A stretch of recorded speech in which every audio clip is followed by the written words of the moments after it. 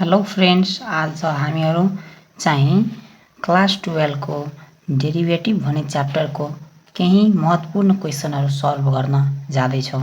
त्यसमा first question रहेको छ log sine hyperbola X by A, दोस्रो E to the power cos hyperbola inverse x, अनि तेस्रो रहेको छ हाम्रो sec at hyperbola tan inverse X. त हामी सबै आज बनाउने छौँ, सबै क्वेसनको सल्भ गर्ने छौँ।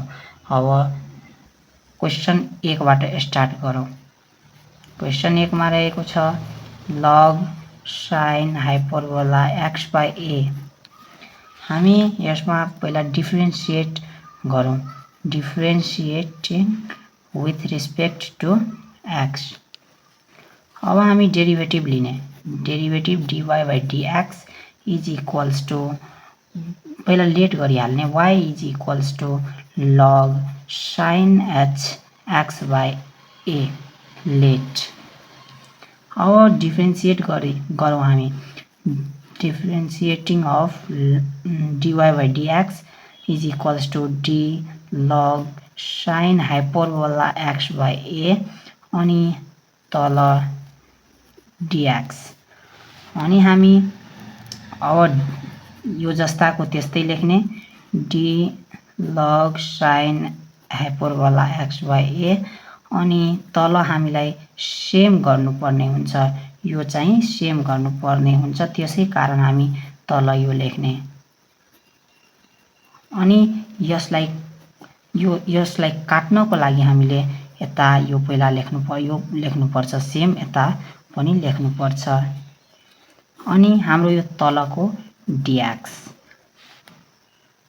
अनि चाहिँ अब हाम्रो यसको फर्मुला हुन्छ लग, यो फर्मुला के हुन्छ भने हाम्रो लग एक्स बाई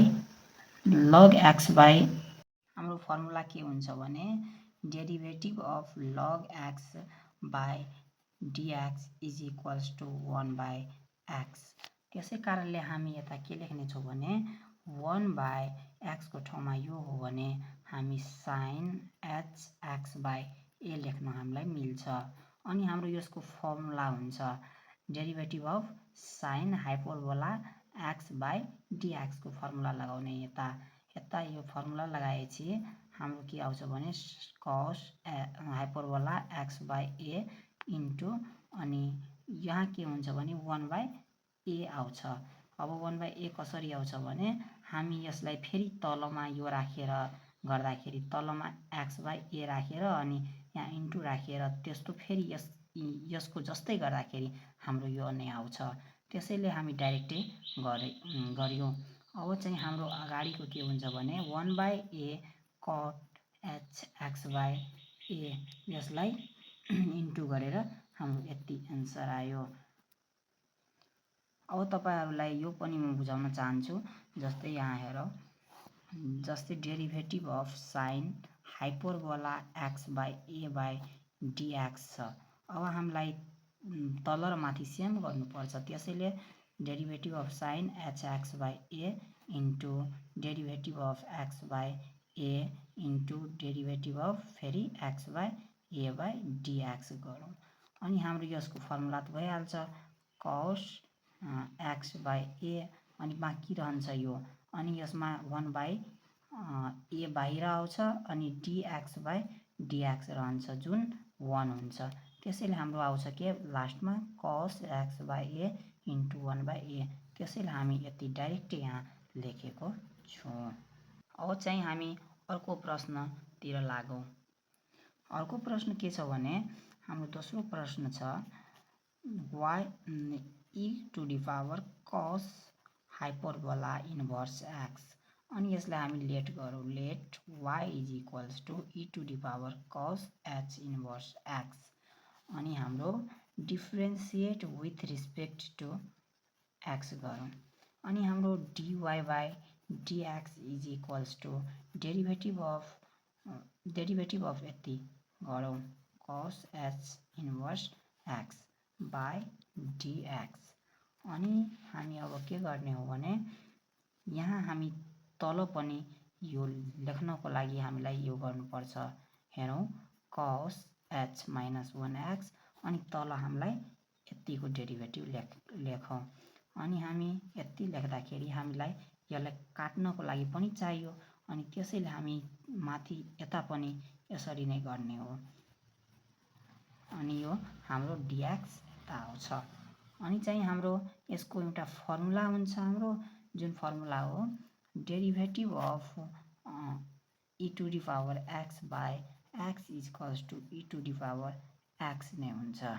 त्यसैले हाम्रो यो के भइहाल्छ भने e to the power cos hyperbola inverse x अनि यसको फर्मुला अब हाम्रो लाग्छ जुन फर्मुला हाम्रो के हो भने जुन फर्मुला हाम्रो योमा हुन्छ 1 by reminder x square minus 1 अनि हाम्रो चाहिँ यो सबैलाई योसँग यो मल्टिप्लाई गर्दाखेरि हाम्रो लास्ट एन्सर के आउँछ भने e to the power cos hyperbola inverse x divided by reminder x square minus 1 यति हाम्रो एन्सर हुन्छ। फाइनली हाम्रो क्वेसन नम्बर 2 पनि सल्भ भयो। अब हामी क्वेसन नम्बर 3 तर्फ लागौँ।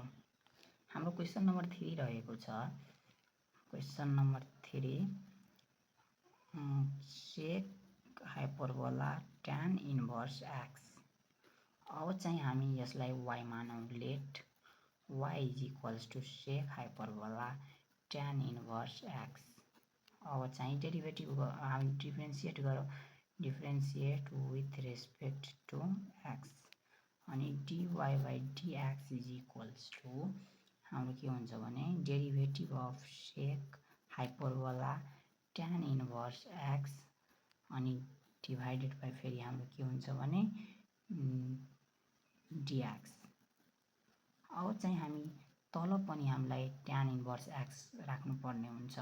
त्यसैले हामी derivative of sec hyperbola tan inverse x अनि तल पनि हामी derivative of tan inverse x राखौँ। अनि यसलाई काट्नको लागि हामीले माथि पनि यो राख्नुपर्ने हुन्छ अनि हामी तल डेरिभेटिभ अफ x राख्ने। अब चाहिँ हामी यसको हाम्रो फर्मुला भइहाल्छ। फर्मुलामा हाम्रो यो गइहाल्छ।